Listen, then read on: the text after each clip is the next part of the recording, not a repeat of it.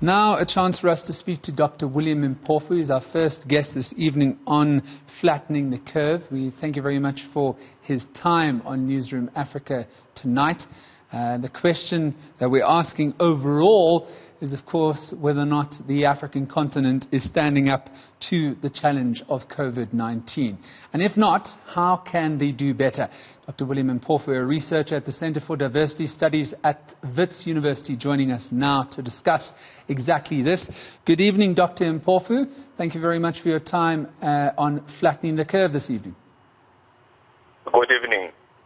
So how exactly would you say Africa, and indeed the Southern African development community, has met the COVID-19 challenge thus far?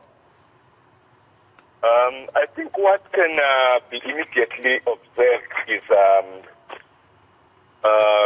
cases of denialism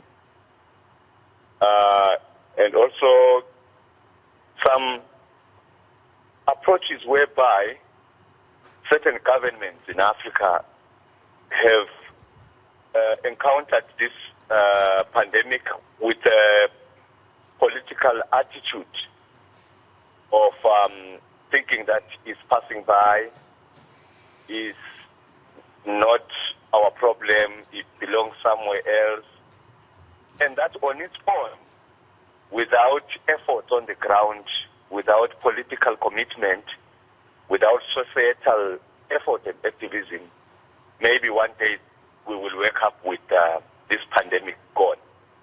But reality on the ground, the increasing infections, the deaths, and all the other problems associated with the pandemic are giving us a reality explosion that this is a pandemic. It has arrived, and it's not going to commit suicide. Governments must lead their countries in the fight. Like here in South Africa, we saw the president appearing on television, putting on military regalia. To some people, it might have appeared as a fashion statement, but it was a declaration of war, because when pandemics arrive, they arrive like an invasion from elsewhere that demands that people react as they do to war.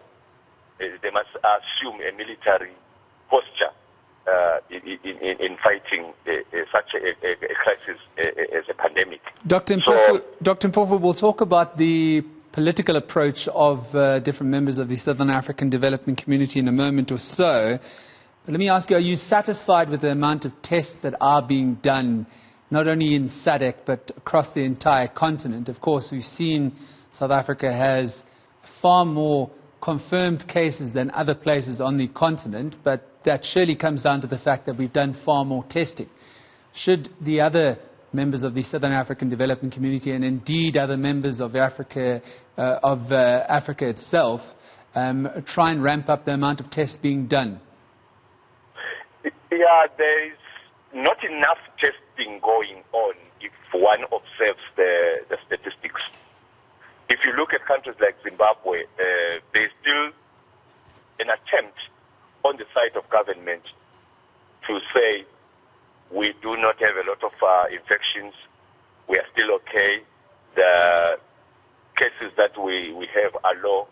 But they are low because you have not tested the population enough, you have not tracked the spread enough, and you have not committed yourself to observe how this pandemic is spreading. So definitely numbers might look low in certain countries because those countries have not tested enough.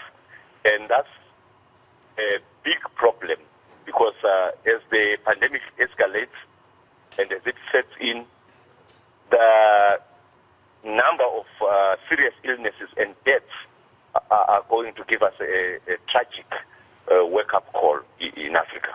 Dr. Mpofu, you mentioned Zimbabwe there. Tanzania, for me, is another nation that hasn't really come to grips with the fact that a pandemic is sweeping not only the African continent but the globe. What would be your assertion of the political maturity of some states, notwithstanding only Tanzania, in terms of actually admitting that there is a problem in the first place and taking the politically mature steps to deal with it? Definitely, there have been tragic responses of African leaders, one of them saying, God is with us, this is not going to affect this country.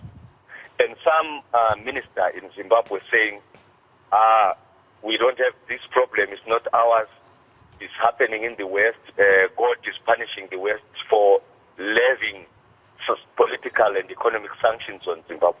Such naive, such post-political, and such dangerous and tragic conclusions about the pandemic can only be that kind of denialism that can lead to tragedy. And it's important that Africa urgently wakes up from such denialism and rises up to a kind of Pan-Africanism of crisis management, where governments mobilize their communities and populations.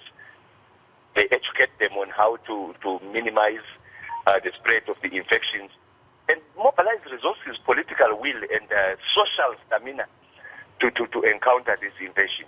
Dr. Mpofu, a very brief final question to you. Africa's long fought to free itself from foreign forces, but with the amount of aid and assistance that we have been receiving as a continent, not only here in South Africa, but in the Southern African Development Community and in the entire African continent, does it not worry you? As the saying goes, there's no such thing as a free lunch, and certainly Africa must need to pay for this assistance at some stage. Yeah, you can say that Africans are very much educated and very much experienced in pandemics. The pandemic of poverty, the pandemic of neocolonialism, the pandemic of disease, like you have had Ebola, malaria, the HIV/AIDS, and other maladies actually circling in Africa and causing massive societal damage. You would think that this should be an opportunity for Africa to teach the world and to teach humanity on the pandemic hardiness and readiness and resilience that is needed to encounter this. And I think our greatest enemy is denialism and thinking that this is not our problem. We need to invoke that Pan-African spirit of uniting and confronting this as a continent. And governmental solidarities, societal solidarities, communal solidarities, and individual to individual solidarities are our needed weapons at the moment. And the most vulnerable of Africans, the poor, the marginal people, the women, and other people that have always lived pandemic existences will be hit hardest by this pandemic, which is slowly but surely graduating into an endemic, something that we are going to live with in the longest of time to come until a vaccine or an effective cure is achieved. So Africa really needs to stand up. Dr. William Mpofu, we'll have to leave it at that. Of course, Dr. William Mpofu, our very first guest from the University of Witwatersrand's Diversity Studies Department.